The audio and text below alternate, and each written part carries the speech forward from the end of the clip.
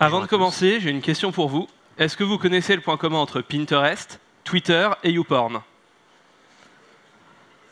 Génial, personne. Donc les trois développent une PWA et le mettent soit sur le store, soit comme application principale. Bon, alors ça c'est nous, on vous a déjà présenté. Hop.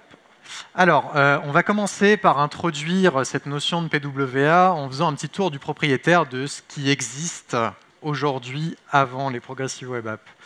Alors, quand on veut développer une application aujourd'hui, c'est assez simple, on fait une application, on l'envoie, on la déploie, et c'est disponible sur n'importe quel device à partir du moment où il y a un navigateur digne de ce nom qui est sur le device. Donc on a accès sur le Mac, sur Linux, sur n'importe quel mobile. Donc ça, c'est plutôt pas mal. Et avec le mobile, on a eu, au début du mobile, avant même que les stores existent, la seule façon d'accéder aux applications, c'était le web.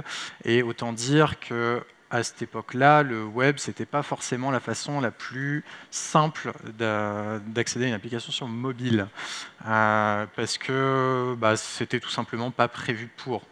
Donc assez rapidement, on a eu un store avec des applications mobiles natives qui étaient là pour le coup vraiment fait pour l'utilisateur mobile.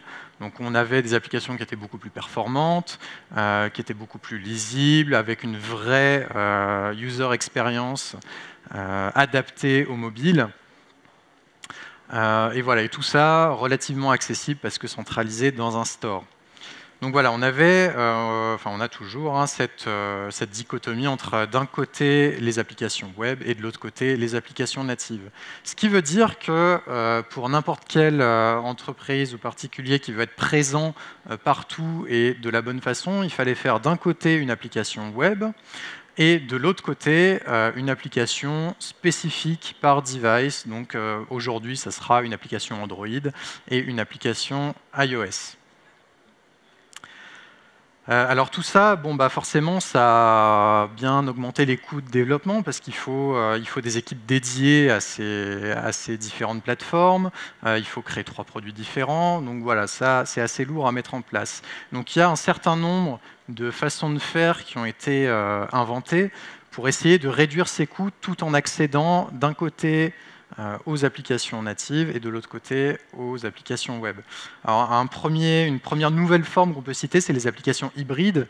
Donc l'idée des applications hybrides, c'est quoi? C'est de développer un site web, une application web, et de pouvoir l'embarquer grâce à une technologie qui s'appelle les WebView dans des applications natives. Donc ça nous permet d'avoir un code web qui est utilisable pour toutes les plateformes mobiles et aussi pour un site web. Donc ça, c'est pas mal parce que ça permettait vraiment de réduire les coûts. Ça permet toujours d'ailleurs de réduire les coûts. Et puis ça demande quasiment uniquement des compétences web. Mais il y a quand même quelques inconvénients à cette façon de faire. Donc là, il y a quelques logos. On peut citer Ionic, c'est probablement un des plus connus, avec l'ajout de Cordova et de PhoneGap pour pouvoir accéder aux fonctionnalités natives du device. Mais il y a quand même quelques inconvénients, notamment la performance, parce que WebView, c'est une espèce d'implémentation de navigateur qui n'est pas forcément à jour par rapport aux standards du web et qui ne permet pas d'accéder forcément au hardware du device. Donc au niveau performance, ce n'est pas forcément optimal. Les fonctionnalités peuvent être limitées sur certains devices où ça demande de l'implémentation un peu particulière. Et puis on a toujours cette séparation vraiment entre d'un côté, pour l'utilisateur, entre d'un côté le site web et de l'autre côté les applications natives qui ne vont pas réellement communiquer entre eux. Ce qu'on fait sur un site web, si on fait par exemple un panier pour un site de e-commerce qui est stocké sur le navigateur, quand on revient sur son application native, si elle n'a pas été enregistrée dans un back-end, on ne pourra pas le récupérer. On est vraiment sur des applications à part. Une autre façon de faire, c'était les applications compilées en natif. Donc cette fois, le concept est un peu différent, c'est-à-dire qu'on va prendre une technologie, par exemple la technologie React pour React Native, et puis on va dire à partir de cette technologie, on va développer pour toutes les plateformes, donc pour Android, pour iOS, et potentiellement, pourquoi pas aussi pour le web. Mais en tout cas, on peut toujours faire son site web en React et puis ses applications en React Native. Donc ça nous demande du coup une compétence unique qui est le React. Et puis ça nous permet aussi de mutualiser une partie du code, parce qu'il y a toujours une partie qui cible Android, qui cible iOS ou qui cible le web. Ça nous permet d'avoir vraiment des performances qui sont beaucoup plus proches du natif, parce qu'en fait, c'est compilé dans du natif. Donc au final, c'est vraiment une application native avec des composants natifs qui tournent. Donc c'est vraiment pas mal. Et puis, on a aussi un accès qui est assez développé pour les fonctionnalités natives du device. Au niveau des inconvénients, on a toujours cette même séparation entre site web et application native. La mutualisation du code, elle sera jamais vraiment totale, et surtout, il y aura souvent besoin pour des notions un peu plus avancées d'accès au device, de faire quand même un petit peu d'implémentation native. Donc, bon, ça se mitige un petit peu. Donc, dans ces façons de faire, il y a toujours une séparation. D'un côté, le web, de l'autre côté, les applications natives, avec chacun leurs avantages et leurs inconvénients. Et c'est là qu'interviennent les Progressive Web Apps. Yep. Merci. Déjà, avant d'expliquer comment fonctionnent les Progressive Web Apps, une question qui se pose, c'est qu'est-ce qu'une Progressive Web App? Il faut savoir que c'est Google qui a introduit le principe de Progressive Web App. Donc, plutôt que de vous expliquer ce que nous on en pense, prenons la définition simple. Une Progressive Web App, selon Google, c'est une application fiable qui va pouvoir fonctionner en offline, au moins de manière partielle, ou avec des faibles connexions. Ça va aussi être une application rapide, avec une navigation fluide, et surtout engageante, avec une expérience qui va être semblable à du natif. En un mot, en une phrase, si on devait nous résumer ce qu'est une Progressive Web App, c'est une application web que l'on va développer une seule fois, qui sera universelle et qui permettra surtout d'offrir une expérience équivalente à une application native, quel que soit le support sur lequel on le développe. Un exemple de fonctionnalités qui vont pouvoir être réalisées avec les Progressive Web Apps, c'est le côté installable. Ici, on a un exemple sur Android. Quand on va installer l'application, on va arriver sur le site internet. On va avoir simplement un petit bandeau qui nous propose d'ajouter à l'accueil la Progressive Web App. Une fois qu'on clique sur cette option d'installation, on va installer l'application de manière semblable à une application native. On l'aura sur notre bureau, dans notre liste d'applications. On pourra gérer les paramètres de la même manière que sur une application native, et on pourra aussi la désinstaller. Bien entendu, on aura le splash screen, les personnalisations de thèmes et des logos personnalisés. Une autre option, c'est la question du faible réseau et du hors-ligne. On avait dit que c'était un des 3 critères selon Google pour réaliser une Progressive Web App. Dans un premier temps, il faut savoir qu'il y a des assets, des options qui vont être mises totalement en cache navigateur. C'est là où vous allez mettre la structure de votre site, votre page d'accueil ou même certains appels API que vous allez pouvoir enregistrer. Vous allez pouvoir, au fur et à mesure de la navigation, gérer des caches, soit d'un point de vue réseau en priorité, soit côté cache. Et vous allez aussi pouvoir mettre ce qu'on appelle en background sync, donc en synchronisation de fond, les appels API que vous allez faire en envoi pour pouvoir justement les reprendre s'il y a des coupures de réseau ou si le réseau est trop faible. Vous pouvez aussi faire comme Twitter et adopter un peu d'optimistic design, à savoir quand quelqu'un va envoyer un tweet en étant offline, ça va déjà s'afficher dans votre fil d'actualité en étant grisé, ce qui signifie que la requête a bien été envoyée, elle est affichée dans votre fil d'actualité, mais qu'elle n'est pas encore réceptionnée par le serveur. Elle est gardée en background sync. Si vous quittez l'application, elle est toujours en tentative d'envoi vers le serveur. Et dès que Twitter va le recevoir, elle sort de cette file de background sync pour enfin apparaître sur votre vraie application. Une autre fonctionnalité qui permet vraiment aux applications web de se rapprocher très fortement des applications natives, c'est les notifications push. Quand vous avez une application native, c'est normal de recevoir des notifications quand il y en a besoin. Vous en recevez tous les jours, vous essayez de les désactiver au maximum, parce que ça peut devenir un peu agaçant. Avec le web, on pouvait difficilement faire ça, donc on avait les notifications, mais pour que ça s'affiche, il fallait que l'application soit en cours d'exécution, ce qui est vraiment pas terrible. L'idée là, c'est qu'on va vraiment être comme une application native, donc on va pouvoir éteindre l'application, et recevoir des notifications sur son device comme n'importe quelle application native. Donc ça, c'est un très gros avantage parce que ça va permettre de réengager les utilisateurs si les notifications sont bien faites. Et puis, on va pouvoir faire pas mal de choses avec qu'on ne pouvait pas jusqu'à maintenant. Ces notifications, comme pour les applications natives, elles sont personnalisables. On peut les envoyer à une personne en particulier ou à tout le monde, faire des actions, etc. Et voilà, donc ce qui est vraiment important à retenir, c'est des notifications qui peuvent apparaître même quand l'application est éteinte. Okay. Hop. Alors, je suis passé... Est-ce que je lisais la bonne slide là? Oui, ok. Alors ensuite, on a l'installation depuis le Play Store. Donc l'installation depuis le Play Store, c'est assez récent. C'est grâce à la technologie des Trusted Web Activities, que vous allez peut-être entendre parler avec le terme TWA. L'idée, c'est qu'on peut, un petit peu comme une WebView, on peut aller mettre l'application dans le store Android. Donc l'avantage, c'est que quand on ouvre cette application, c'est lancé vraiment avec le navigateur par défaut du device. Donc aujourd'hui c'est Chrome, mais je crois qu'il y en a d'autres qui le supportent. Mais c'est vraiment un Chrome qui va se lancer derrière, et ce qui veut dire que quand on utilise son application via le web ou via le store Android, l'application native embarquée, en réalité c'est la même chose qui tourne derrière. Donc il y aura vraiment un partage total entre les deux applications.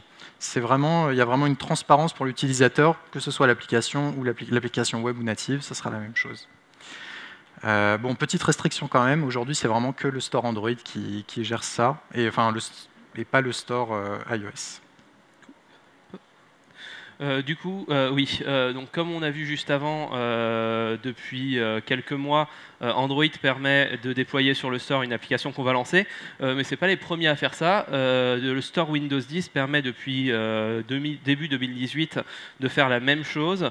Il faut savoir, sur Windows, ils sont allés beaucoup plus loin puisque c'est totalement intégré, et ils permettent aussi d'accéder à beaucoup plus de fonctionnalités, et y compris d'utiliser des API natives à Windows pour pouvoir notamment accéder au calendrier, aux contacts ou à différentes informations qui ne sont pas forcément accessibles depuis les API HTML. Histoire de, sans rentrer dans le détail, histoire de vous montrer un peu tout ce qu'on peut faire avec, c'est vraiment tout ce qu'on va pouvoir faire depuis le store et depuis les API HTML5. On va pouvoir notamment accéder aux API de paiement, aux capteurs vidéo, micro, avoir des informations d'authentification, de géolocalisation et beaucoup d'autres fonctionnalités.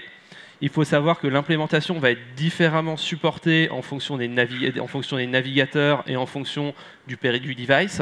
Sur iOS, par exemple, sur la partie authentification, sur la partie vidéo, il va y avoir certaines restrictions, mais ça avance assez rapidement. Si on devait résumer ce qu'on vous a dit pendant ces 15 dernières minutes en quelques mots, il faut savoir qu'une Progressive Web App, ce sera du web standard qui utilise toutes les fonctionnalités des API HTML5. Ce sera installable, et surtout ce sera un développement unique, donc vous aurez un seul projet à développer et un seul projet à maintenir. Donc c'est vraiment un grand avantage. Et maintenant, je vais laisser Clément vous expliquer comment ça marche. Alors là, on va rentrer un petit peu plus dedans maintenant. Alors, on va commencer doucement. La première brique des Progressive Web Apps, c'est le manifeste. Le manifeste, c'est quoi? C'est juste un simple fichier JSON qui va décrire un certain nombre de données sur notre application pour qu'elle puisse se comporter comme une application native.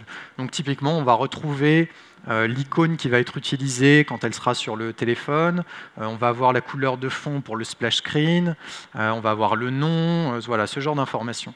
Donc c'est vraiment purement descriptif, c'est très simple, il n'y a rien besoin. Et c'est grâce à ce fichier qu'on va pouvoir installer l'application sur le téléphone.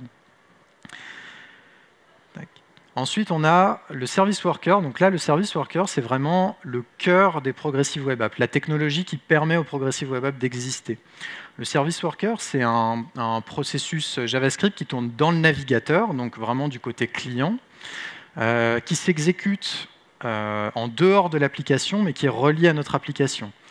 Et son rôle principal, c'est qu'elle va servir de proxy entre l'application et le reste du réseau, le reste du monde. Ce qui veut dire concrètement que quand mon application elle demande à télécharger le fichier HTML, le JavaScript, le JS, le CSS, les images, toutes ces requêtes réseau vont passer par le Service Worker. On peut aussi citer par exemple les appels API qui vont aussi passer par là. Donc là où c'est intéressant, c'est que nous, on peut intercepter via ce service worker toutes ces requêtes et puis dire, bon, bah, tous ces assets-là, je veux les mettre en cache, donc je peux les mettre en cache côté navigateur, et comme ça, pour les prochaines fois, on peut récupérer ces informations directement depuis le cache navigateur. Et ça va nous permettre notamment de pouvoir gérer de l'offline. Parce que si jamais on a déjà tout ce qu'il faut en cache, on peut lancer l'application et on peut avoir une gestion sans réseau ou avec un réseau réduit. Ça va nous permettre aussi d'améliorer les performances, par exemple.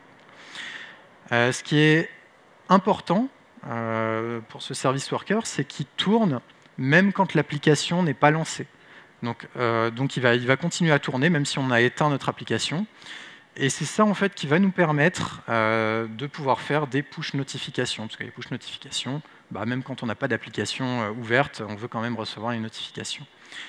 Alors concrètement, les push notifications, comment ça marche? Donc la première étape, c'est qu'on va demander l'autorisation à l'utilisateur d'accepter de recevoir des notifications. Vous l'avez sûrement déjà vu plein de fois sur des sites web où il y a le petit truc qui s'affiche « Voulez-vous autoriser les notifications ?» Vous avez cliqué probablement sur « Refuser ». Vous avez raison. Et si jamais vous autorisez les notifications, il va y avoir la génération d'un token côté navigateur que vous pouvez récupérer et venir enregistrer dans votre back-end.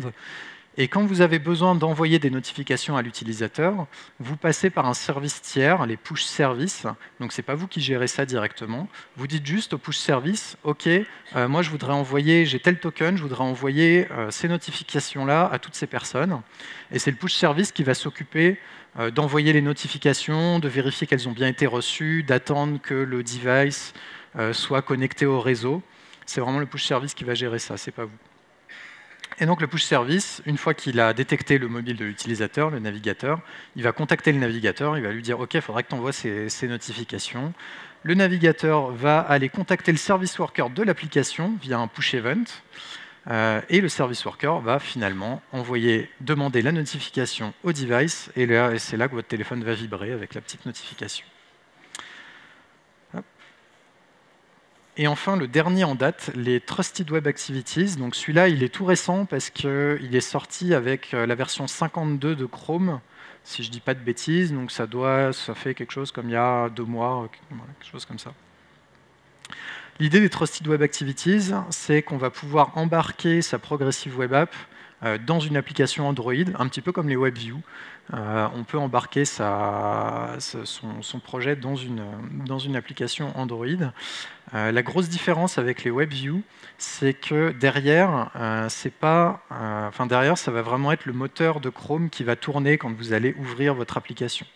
Donc vous allez vraiment avoir, ou en tout cas le moteur du navigateur utilisé sur le device. Donc ça veut dire que votre navigateur, il sera toujours un navigateur qui est mis à jour, qui est récent, avec les dernières technologies du web.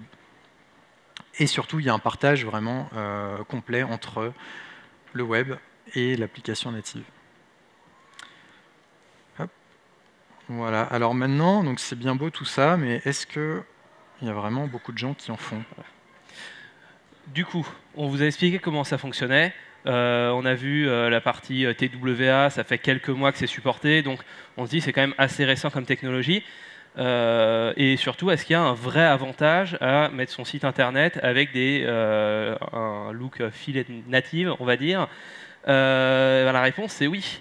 En termes de cas d'utilisation, on va prendre Twitter, qui a lancé Twitter Lite, qui est simplement une PWA. Il faut savoir, ils ont déployé ça dans une quarantaine de pays, entre 40 et 50 pays, principalement en Afrique et en Inde, où les consommations de données peuvent coûter cher et le réseau peut être limité. Ils ont quasiment doublé leur nombre de tweets. Ils ont eu à peu près 50% de tweets vus supplémentaires plutôt que de pages vues. Et le taux de rebond, donc pour ceux qui ne connaissent pas le taux de rebond, c'est le nombre de personnes qui vont aller sur la page, ne vont faire aucune action, ne vont cliquer nulle part et vont repartir. Et du coup, ils ont diminué de 20% ce taux de rebond. On peut prendre Pinterest aussi, qui a fait le choix pour la partie Windows de développer uniquement une PWA, donc qu'ils ont déployé sur le store. Au bout de 6 mois après avoir lancé cette application, ils recensaient déjà 800 000 utilisateurs hebdomadaires qui lançaient leur application via la PWA. C'est-à-dire que par rapport à ceux qui allaient sur le site internet, c'était 800 000 utilisateurs qui le lançaient sur l'application installée.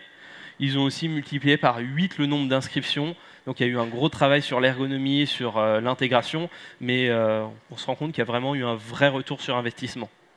On peut prendre aussi AliExpress en termes de e-commerce, où ils ont doublé leur nombre de conversions pour les nouveaux utilisateurs. C'est surtout ça qu'il faut retenir. C'est bien d'avoir un exemple d'un site e-commerce qui a doublé ses conversions, mais est-ce que ça se confirme? Eh ben, plutôt oui. On peut prendre Alibaba qui a lui aussi quasiment entre 0,5 et quasiment doublé ses conversions aussi. Ils ont aussi gagné en nombre d'utilisateurs. Il y a BookMyShow qui est un exemple très intéressant, qui est le leader en Inde de vente de tickets, ce qui correspond à un sacré montant. Mais ils avaient une problématique qui est que leur application était très lourde, donc les gens ne voulaient pas les télécharger. Et surtout, le tunnel d'achat, c'est choisir son spectacle, sa date, la place. Et en fait, il y avait beaucoup d'appels. Les gens payent assez cher leur data et ça prenait beaucoup de temps. Ils ont mis, je crois, 8 mois à développer l'application. Au bout de 8 mois, ils ont réussi à réduire à 30 secondes le temps de parcours pour acheter un ticket. Et surtout, ils ont réduit de 54 fois la taille de l'application Android et plus de 180 fois l'application iOS. Donc beaucoup plus d'installations. Et surtout, ils ont réussi à augmenter de 80% leur temps de conversion. Pour la réduction de la taille de l'application, ça s'explique par le fait que le moteur du navigateur est utilisé pour exécuter l'application, et donc il n'y a que besoin du code vraiment utile à l'application. Maintenant, vous vous demandez peut-être, et en France, qu'est-ce que ça donne? Puisque dans des pays émergents où la data coûte cher, on peut comprendre, mais il y a Lancôme qui a fait exactement la même expérience, donc proposé sur du e-commerce une PWA. Ils ont réussi à avoir 50% de plus d'utilisateurs iOS, ils ont augmenté leur conversion de 15 à 20%. On est loin des 80%, certes, mais c'est quand même certainement pas négligeable, surtout vu les prix des paniers. Et ils ont réussi à avoir 8% de reprise de panier grâce aux push notifications quand les paniers étaient abandonnés. Donc ça leur a vraiment fait un gros gain. On a vu quelques gros acteurs qui l'avaient fait, mais est-ce que ce sont les seuls? Hop, eh bien non. Voilà, c'est un exemple de sites et de gros acteurs, voire de plus petits acteurs, qui ont mis en place des PWA et qui ont eu des retours positifs. Ce n'est qu'un exemple, il y a des centaines d'acteurs maintenant qui font des PWA et qui s'y mettent.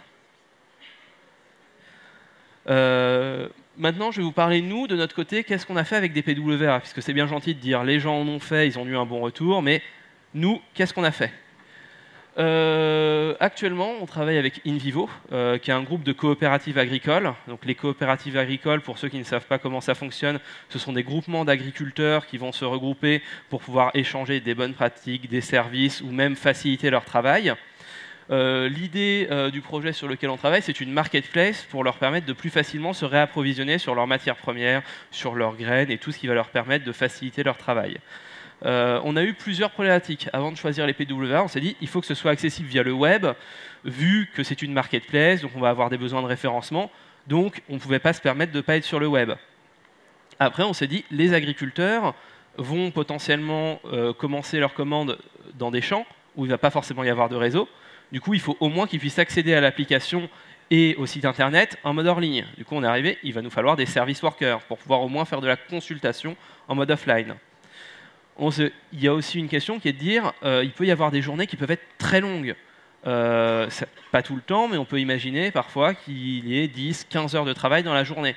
Donc il faut vraiment qu'il y ait une interface utilisateur qui soit simple à utiliser et vraiment natif. S'ils utilisent une tablette dans leurs entrepôts, un téléphone dans leur champ ou leur ordinateur le soir en rentrant chez eux, si c'est un calvaire de commander par l'application, clairement, ça ne peut pas fonctionner.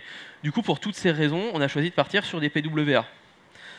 Un deuxième exemple que je vais vous prendre, en interne, on a un site internet qui nous permet de partager des connaissances, qui s'appelle OctoTV, et qui nous permet de partager des petites conférences ou des retours d'expérience qu'on a fait.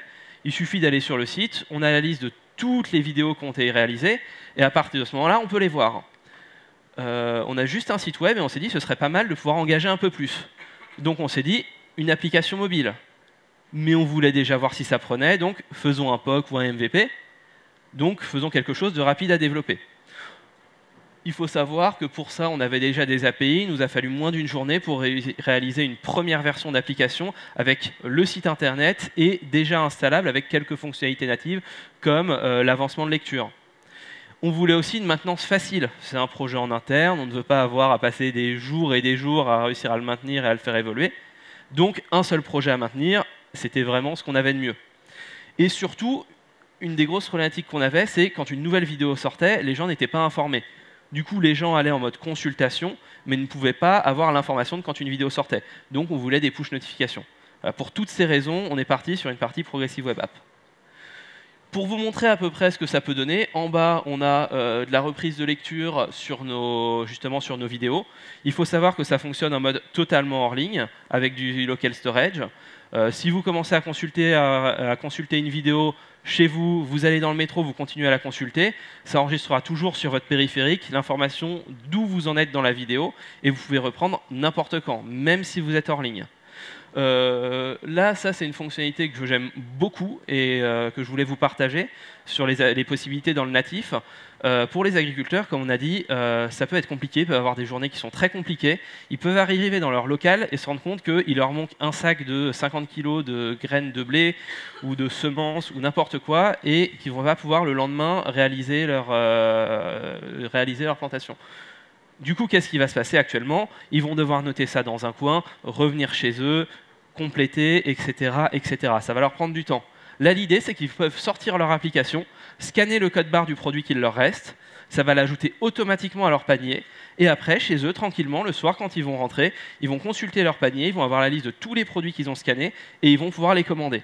C'est vraiment un exemple de fonctionnalités qui sont super intéressants quand on pousse l'usage mobile et qu'on peut faire avec des Progressive Web Apps.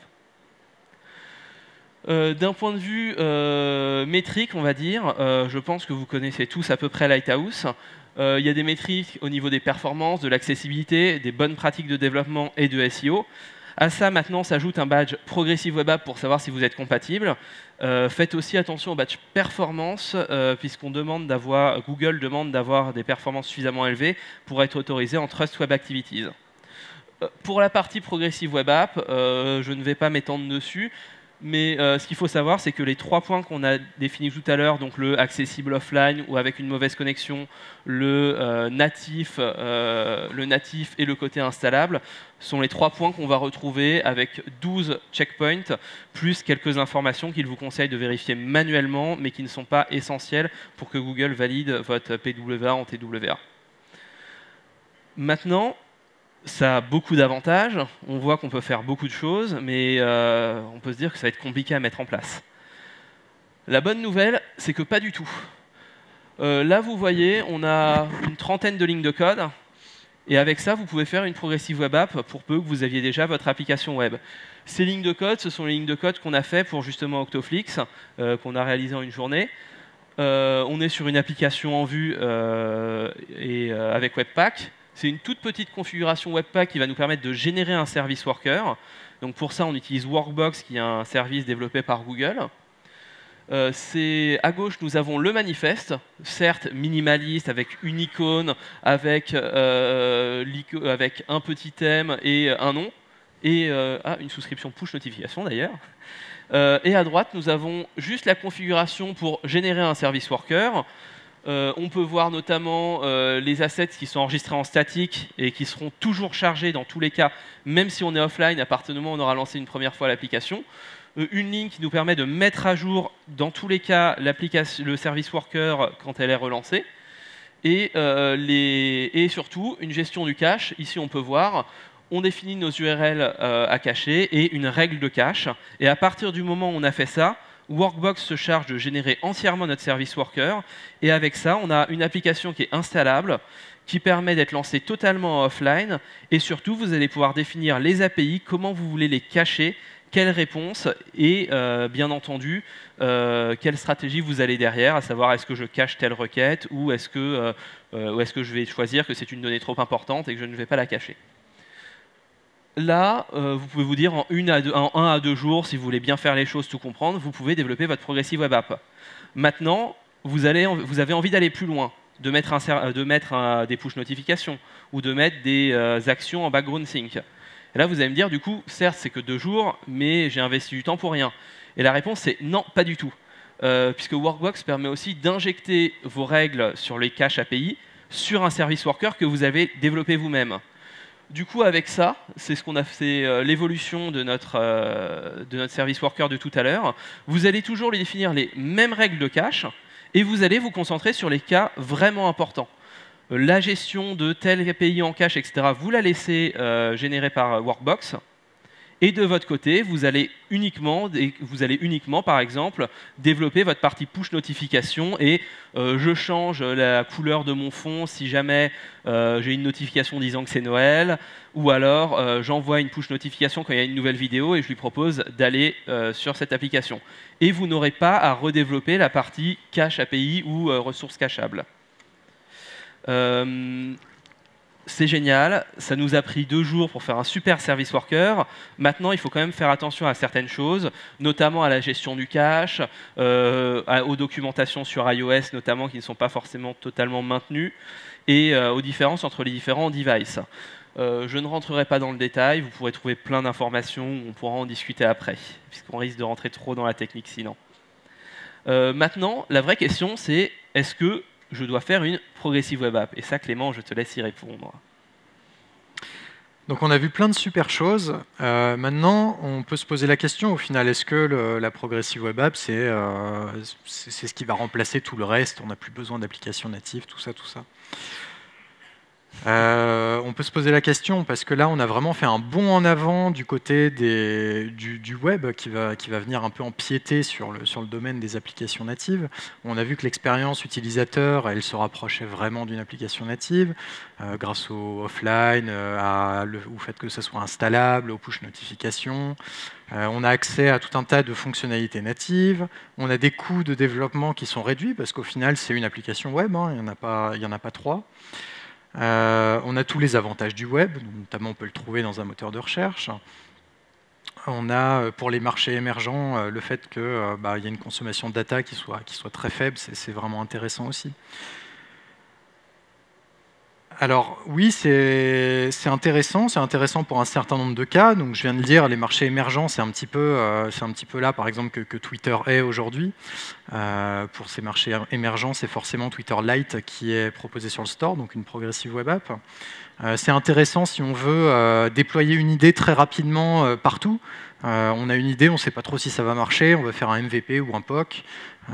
C'est quand même assez simple de faire une petite application web qui va être distribuée partout. C'est pas mal aussi, si vous avez déjà une application web, en fait, allez-y, hein, faites des service workers, faites des progressive web apps, pardon.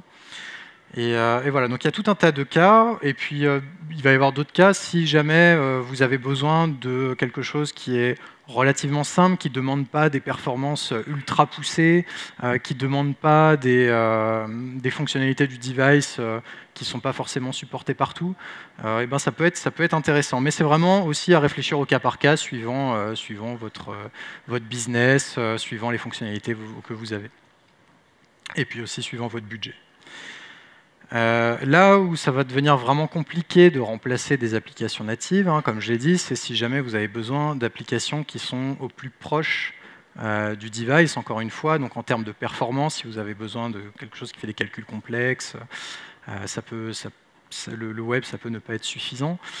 Si vous avez besoin d'une UI qui est vraiment celle du device, donc on peut avoir très facilement avec des applications natives, parce qu'il suffit d'utiliser les composants natifs et on sait qu'on l'a. Pour le web, ça va demander un peu plus d'adaptation. Va falloir utiliser probablement des librairies autres qui vont nous permettre d'avoir une UI qui correspond vraiment au device. Et puis surtout, ça va dépendre aussi des fonctionnalités dont vous avez besoin. Parce qu'il y a pas mal de choses maintenant qui sont prises en compte, mais ça dépend toujours du bien vouloir de la plateforme, et on peut citer probablement le plus gros exemple, c'est sur iOS, les push notifications ne sont pas disponibles. Donc si vous souhaitez avoir une application native qui réengage l'utilisateur grâce aux push notifications, aujourd'hui, vous ne pourrez pas sur iOS. Alors il va y avoir peut-être des annonces qui vont être faites dans quelques jours parce qu'il y a la keynote d'Apple qui arrive, mais c'est possible qu'il n'y ait rien qui sorte de ça. Et puis, il y aura toujours aussi un certain nombre de fonctionnalités. Enfin, le natif sera forcément beaucoup plus en avance sur l'implémentation des fonctionnalités natives du device. Donc, il y aura toujours un temps d'avance et un temps de retard sur le web. Donc voilà, il y a quand même beaucoup de choses à prendre en compte là-dessus. Ça dépend aussi de votre image de marque. Donc, tout n'est pas... c'est pas forcément la Progressive Web App qui va régler tous vos problèmes. Par contre, si vous avez un site web, en fait, vous n'avez aucune raison de ne pas faire de Progressive Web App, même très simple, qui se limite au manifeste et au service worker. Pourquoi? Parce que c'est des technologies qui sont standards, c'est le web. Donc déjà, pourquoi ne pas l'utiliser? Mais surtout parce qu'il n'y a que des avantages. Même si vous ne voulez pas remplacer vos applications natives, vous allez avoir une performance qui va être améliorée, vous allez peut-être pouvoir gérer des mauvais réseaux, du offline. Vous allez aussi avoir un SEO, donc un rendu dans les moteurs de recherche qui va être vraiment amélioré, parce que Google met beaucoup d'importance au fait que votre application est une Progressive Web App. Donc vous allez remonter dans les moteurs de recherche. Et au final, le coût de mise en place est quand même très faible. Donc si vous avez une application web, faites des Progressive Web Apps, il n'y a rien qui vous empêche d'en faire.